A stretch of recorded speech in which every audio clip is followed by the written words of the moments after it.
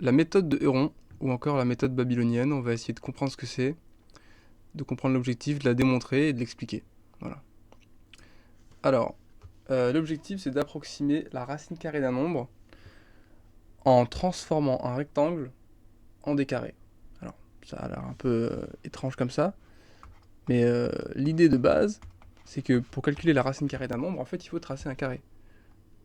Par exemple, si on veut trouver la racine carrée de 2, il va falloir tracer un carré de côté, du coup, on sait pas combien. Et si l'aire du carré est égal à 2, ça veut dire que le côté est égal à la racine de 2. Bon, maintenant l'idée c'est comment est-ce que je fais pour construire ce carré là, sachant que j'ai qu'une règle et un compas. On va transformer des rectangles en carrés. Alors, pour faire un rectangle dont l'aire est égal à 2, c'est facile, je peux faire côté 1 et côté 2, l'aire est égal à 2.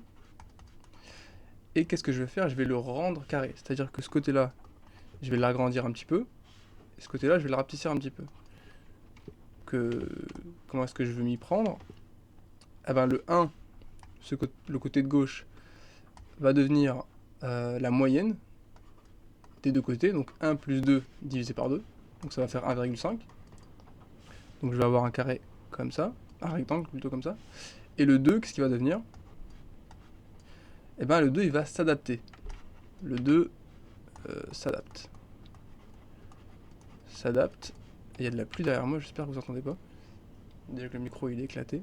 Donc le 2 il va s'adapter pour que l'aire reste égal à 2. Donc si jamais j'ai le premier côté qui est devenu 1,5, le deuxième, à combien il doit être égal pour que l'aire fasse 2? 2 divisé par 1,5. Comme ça, ainsi, l'aire sera égal à 1,5, longueur fois largeur, 1,5 fois 2 sur 1,5, ça fait toujours 2.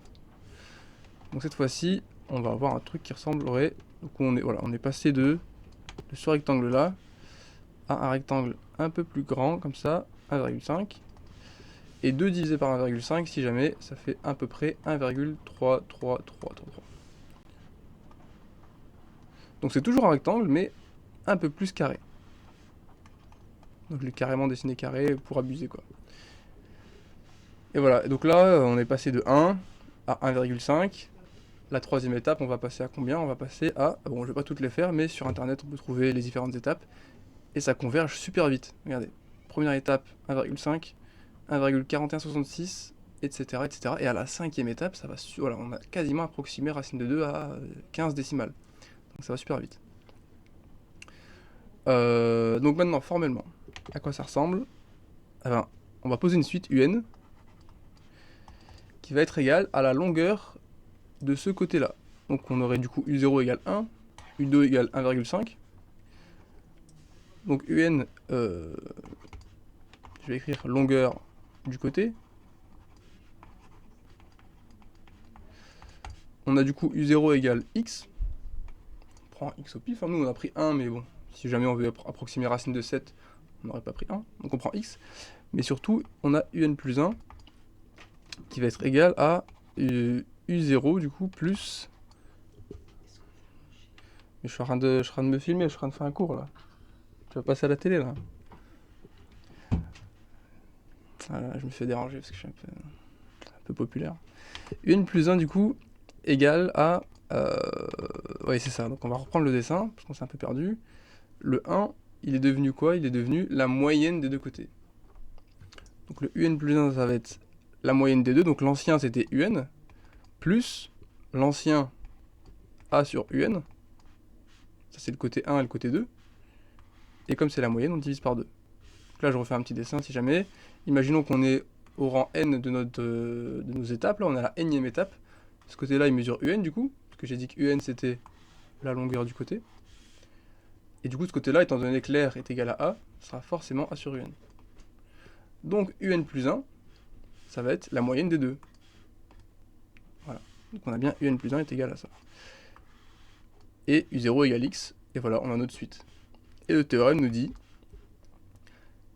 UN converge quand n tend vers l'infini vers racine de A. Et c'est ça qu'on va démontrer. Là, on y va pour la démonstration. Démo. Alors, posons, et c'est là toute la magie de la démonstration, posons Vn, qui va être égal à un moins racine de a sur un plus racine de a. On va calculer Vn plus 1. Vn plus 1, alors je vais quand même dire voilà, objectif, montrer que Vn converge vers 0. Alors on va voir que Vn, c'est une suite qui est particulière. Vn plus 1, c'est égal du coup à un plus 1 moins racine de a sur un plus 1 plus racine de a. Ça nous fait un, je vais revenir un peu, je me rappelle plus très bien, voilà, un plus a sur un sur 2. Un plus a sur un, je vais mettre 1 demi, divisé par, alors faut pas oublier le moins racine de a ici, 1 demi de un plus a sur un, plus racine de a. Et là on va multiplier des deux côtés par 2 un, pour simplifier un peu le calcul. Alors vous pouvez faire à votre rythme, hein. Le calcul je l'ai fait avant, donc je sais que il y en a qui vont faire x2 d'abord, puis x un, bon on peut faire x2 un directement. Ça nous fait du coup un carré moins 2 racine de a un plus racine plus a, il me semble, c'est ça je pense, sur un carré plus 2 racine de a un plus a. Et ça c'est rien d'autre que, si on connaît nos identités remarquables, un moins racine de a au carré, puisqu'on a du coup un carré moins 2 un racine de a plus racine de a au carré, donc a. Et en bas, bah pareil, on connaît nos identités remarquables. Donc, Vn plus 1 est égal finalement à Vn au carré. Parce que ça c'est Vn au carré. Et ça implique que, par récurrence, Vn s'écrit comme V0 à la puissance de puissance n. Bon, moi je voulais montrer que Vn tendait vers 0. Et là j'ai V0 à la puissance de puissance n. Alors, on a si jamais on est au lycée, on a la même règle que si j'avais eu V0 puissance n. C'est-à-dire qu'il suffit de montrer que valeur absolue de V0 strictement plus petit que 1 pour montrer que Vn tend vers 0. Bah oui, c'est compréhensible, hein. Si jamais V0 en valeur absolue est plus petit que 1, bah si je le multiplie par 2 puissance, enfin si je le mets à l'exposant 2 puissance n, ça va très vite converger vers 0. Or, bah, valeur absolue de V0, ça fait combien? V0, on regarde ça, hein. On va remplacer les n par des 0. Et donc V0, en valeur absolue, ça nous fait du coup U0 moins racine de A sur U0 plus racine de A. À quel moment ça c'est strictement inférieur à 1? Bah ça j'ai mis un peu de temps pour essayer de le bien vulgariser, mais je peux vous laisser un petit peu de temps pour réfléchir, hein. En gros, nous on sait que U0 va être strictement positif, et que racine de A aussi. Donc en fait, en bas, U0 plus racine de A en valeur absolue, c'est comme s'il n'y avait pas de valeur absolue, ça sert à rien. C'est comme si j'avais valeur absolue de 2 plus 3, bah, c'est la même chose. Par contre, en haut, je suis obligé de garder les valeurs absolues. Mais supposons par exemple que U0 soit plus grand. Premier cas, U0 est plus grand que racine de A. Donc du coup, valeur absolue de U0 moins racine de A, ça va être égal à U0 moins racine de A. C'est comme si j'avais 3 moins 2. Mais on est d'accord pour dire que ça, c'est plus petit que U0,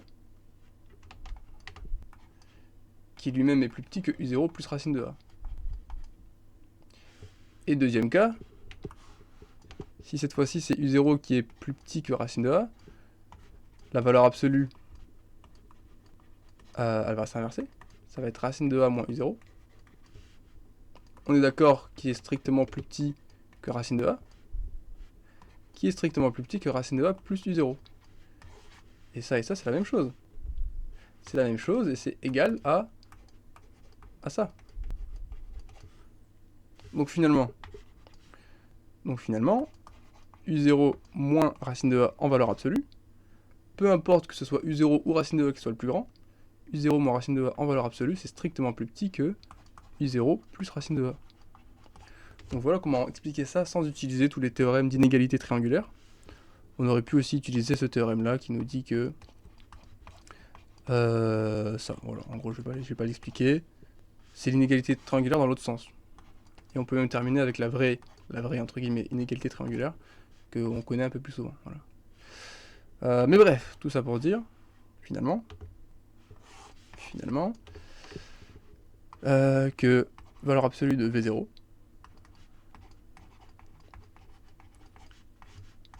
est bien inférieur strictement à 1. D'où Vn converge vers 0 quand n tend vers l'infini. Ok, bah super, mais à quoi ça sert? À quoi ça sert? Ben, dernier point de tout l'argument. On avait Vn qui était égal à un moins racine de a sur un plus racine de a.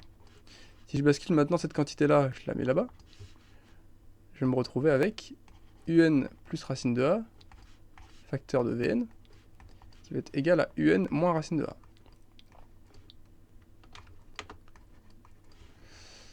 Donc, je vais me retrouver avec, si je multiplie, je distribue tout ça, unvn, le stylo qui fait un peu des caprices, unvn plus racine de a vn est égal à un moins racine de a.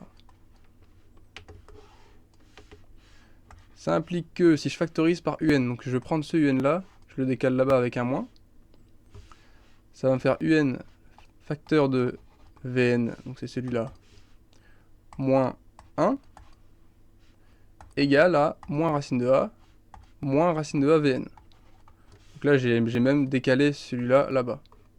J'ai fait des croisements pour aller un peu vite, mais bon, ça, normalement ça passe. Hein. On va faire fois moins 1 des deux côtés pour que ça soit plus beau. Vous avez vu, j'utilise des couleurs quand même. Ça nous fait du coup un facteur de 1 moins vn. C'est le fois moins 1 qui s'est appliqué ici. Là, racine de a facteur de 1 plus vn. Et donc finalement, tout ça c'était juste pour isoler un. Racine de a facteur de 1 plus vn sur 1 moins vn. Donc là au début j'avais une expression de vn en fonction du n. Là je l'ai transformé. En gros c'est comme si on avait une fonction f de x égale y. Et que moi finalement j'ai fait des calculs pour arriver à x égale f moins 1 de y. C'est la même chose, hein, si jamais vous êtes en études sup, très classique. Et donc bah super, j'ai Vn qui tend vers 0 moi. Donc Un tend, quand n tend vers l'infini, vers racine de a fois 1 plus 0 sur 1 moins 0 égale racine de a. Donc Un tend bien vers racine de a. Ce qui conclut la démonstration. Mais bon, est-ce que c'était vraiment la démonstration le plus intéressant? Je pense que c'était plutôt le début. Avec cette magnifique méthode. Il faut être un peu un génie en vrai pour penser à ça. Penser faire un rectangle qu'on va... je vais vous montrer une petite animation sur Wikipédia. Voilà, je tape celle-là. Là. Un rectangle DRA qui va devenir de plus en plus un carré. On va carréifier le rectangle tout en conservant son aire pour mettre en évidence la racine. Pour faire apparaître la racine en fait. Magnifique. Voilà.